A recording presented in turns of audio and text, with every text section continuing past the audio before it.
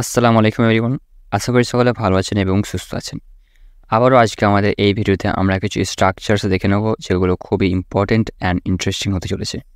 So ভিডিওটা শেষ পর্যন্ত দেখুন যাতে আপনারা কিছু শিখতে পারেন যেগুলো আপনাদেরকে খুবই হেল্প করবে ইংলিশে কথা বলার জন্য। সো চলুন শুরু করা যাক আজকের আমাদের এই ভিডিও। সো আমরা যখন বাংলায় বলে থাকি আমি খুব কমই চা খাই, সে খুব কমই আমায় চেনে, আমরা খুব কমই ঘুমাই দুপুরে, তারা খুব কমই এখানে আসে। সো মূলত এরকম সেন্টেন্সের আমরা কিভাবে বাংলা থেকে ইংলিশ করব সেটা এখন আপনারা জানবেন। সো এই সেন্টেন্সগুলো বাংলা থেকে ইংলিশ করার জন্য আপনাদেরকে ফলো করতে হবে এই স্ট্রাকচারটা: সাবজেক্ট প্লাস হার্ডলি প্লাস ভার্বের first form plus other word. এখন যেহেতু আমরা বলেছি যে আমি খুব কমই চা খাই, এই জন্য আমরা বলবো I hardly take tea, I hardly take tea. সে খুব কমই আমায় চেনে, হি হার্ডলি নোজ মি। এখানে নো এর সাথে অ্যাস হয়েছে কারণ এখানে হি আছে, অথবা হি এর জায়গায় সি, ইট, রাহুল এগুলো থাকলেও সবসময় ভার্বের সাথে এস অথবা ইএস হয়। And you already know this. He hardly knows me, সে খুব কমই আমায় চেনে। আমরা খুব কমই ঘুমাই দুপুরে, we hardly sleep in the afternoon, we hardly sleep in the afternoon. তারা খুব কমই এখানে আসে, they hardly come here, they hardly come here. So এরকমভাবে আপনি সেন্টেন্স ক্রিয়েট করতে পারেন just by using this structure. এখন আমাদের সেকেন্ড যে স্ট্রাকচারটা আছে সেটা আমরা দেখে নেব। সো আমরা মূলত বাংলায় যখন বলে থাকি যে তুমি আমার মুখের কথা বলে দিলে, সে তার মুখের কথা কেড়ে নিল, বাচ্চাটা আমার মুখের কথা বলে দিল, মা আমার মুখের কথা বলে দিল। অ্যাকচুয়ালি আমরা বাংলায় অনেক সময় বলে থাকি যে এমন কোনো সিচুয়েশন আমাদের সামনে আসে, সেই সময় আমরা কিছু বলতে চাই অ্যান্ড আমাদের সামনে যেই ব্যক্তি থাকে সেম কথাটাই কিন্তু উনি আগে বলে দেয়, অ্যান্ড অ্যাট দ্যাট মোমেন্ট আমরা বলি যে তুমি আমার মুখের কথা বলে দিলে, অথবা তুমি আমার মুখের কথা কেড়ে নিলে, লাইক। সো এরকম সিচুয়েশন আমাদের ডেইলি লাইফে প্রায় এসে থাকে। সো এই সেন্টেন্সগুলো বাংলা থেকে ইংলিশ করার জন্য আমাদেরকে এই স্ট্রাকচারটা ফলো করতে হবে, অ্যান্ড এটা খুবই ইজি অ্যাকচুয়ালি। জাস্ট সাবজেক্ট বসাবেন, then snatched words out of someone's mouth, snatched words out of someone's mouth. এখন জাস্ট এক্সাম্পলগুলো ব্রেকডাউন করি তাহলেই বুঝতে পারবেন ভালো করে। তুমি আমার মুখের কথা বলে দিলে, you snatched words out of my mouth, you snatched words out of my mouth. সে তার মুখের কথা কেড়ে নিল, he snatched words out of his mouth, he snatched words out of his mouth. এখন মুখের কথা কেড়ে নিল, মুখের কথা বলে দিল, অথবা মুখের কথা ছিনিয়ে নিল, এগুলি অ্যাকচুয়ালি সব সেমই। এটার দ্বারা আমরা বুঝতে চাই যে আমরা যেটা বলতে চাই সামনের ব্যক্তি সেটা অলরেডি বলে দিল, তো এগুলো সব সেমই actually. So there is no difference in it actually. Okay, বাচ্চাটা আমার মুখের কথা বলে দিল, the kid snatched words out of my mouth, the kid snatched words out of my mouth.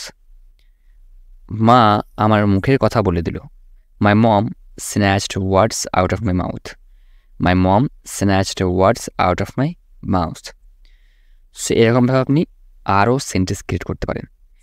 একটু জাস্ট ইন্টারেস্টিং একটা বিষয় শিখুন, আউট অফ মাই মাউথ। আসলে এটাকে আপনি শর্ট করে বলতে পারেন আউট অফ মাই মাউথ।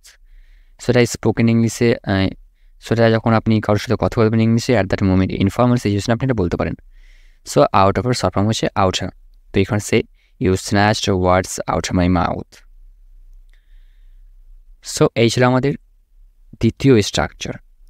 এখন আমরা দেখে নেব আমাদের ইম্পর্টেন্ট অ্যান্ড ইন্টারেস্টিং তৃতীয় স্ট্রাকচারটা। সো তৃতীয় স্ট্রাকচারটা হচ্ছে আমার হারানোর কিছু বাকি নেই, তার খাওয়ার কিছু বাকি নেই। যাই হোক, তোমার বলার কিছু বাকি নেই, তাদের দেওয়ার কিছু বাকি নেই। সো যখন কোনো ব্যক্তির কোনো কিছু বাকি নেই কোনো কিছু করার, অ্যাট দ্যাট মোমেন্ট আমরা এই স্ট্রাকচারটা বলতে পারি সাবজেক্ট প্লাস হ্যাভ অথবা has nothing left to plus verb first form. এখন আমার হারানোর কিছু বাকি নেই, এর জন্য আমরা বলবো I have nothing left to lose. I have nothing left to lose. তার খাওয়ার কিছু বাকি নেই, He has nothing left to eat. He has nothing left to eat. যাই হোক, তোমার বলার কিছু বাকি নেই, After all, you have nothing left to say. After all, you have nothing left to say. তাদের দেওয়ার কিছু বাকি নেই, They have nothing left to give. They have nothing left to give.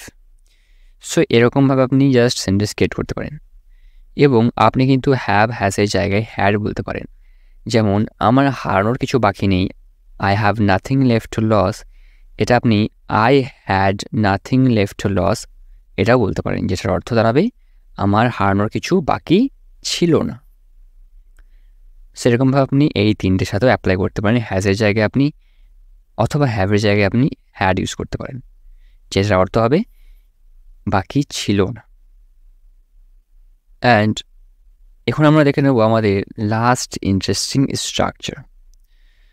So আমাদের লাস্ট ইন্টারেস্টিং স্ট্রাকচারটা তখন use করবো যখন আমরা বাংলায় বলে থাকি যে সে যদি না আসে তো কি হবে, আমি যদি কাজটা না করি তো কি হবে, বাবা যদি টাকা না দেয় তো কি হবে, আমরা যদি গাড়ি জোরে চালাই তো কি হবে। সো তো কি হবে, তো কি হবে, এগুলো আমরা প্রায় ডেলি কনভারসেশনে বলে থাকি। সো এই সেন্টেন্সেসগুলো ইংলিশে করার জন্য আপনাকে নিতে হবে এই স্ট্রাকচারটা, what if plus subject plus don't or doesn't plus ভার্বের first form plus other word. So structure দেখে আপনি মোটেই চিন্তা করবেন না যে এগুলো বড় স্ট্রাকচার, এগুলো খুবই ছোটো স্ট্রাকচার। যখন আপনি স্ট্রাকচার শিখবেন, স্ট্রাকচার শেখার সাথে সাথে আপনি এক্সাম্পলসগুলো দেখে নেবেন, তাহলে আপনার কাছে জাস্ট খুবই ইজি হয়ে যাবে। It will be a piece of cake to you, খুবই ইজি হয়ে যাবে। সে যদি না আসে তো কী হবে, what if he doesn't come. এখন স্ট্রাকচার অনুযায়ী যদি আপনি এটা ভাঙতে চান তাহলে হোয়াট ইফ বসিয়ে দিয়েছি, সাবজেক্টের জায়গায় আমরা হি বসিয়েছি, অ্যান্ড হি এর পর যেহেতু ডাজেন্ট হয় সেখানে আমরা ডাজেন্ট বসিয়েছি, অ্যান্ড তারপর ভাবের ফার্স্ট ফর্ম বসিয়েছি। আদার ওয়ার্ডস নেই তাই আমরা আদার ওয়ার্ডস বসাইনি। সে যদি না আসে তো কী হবে, what if he doesn't come.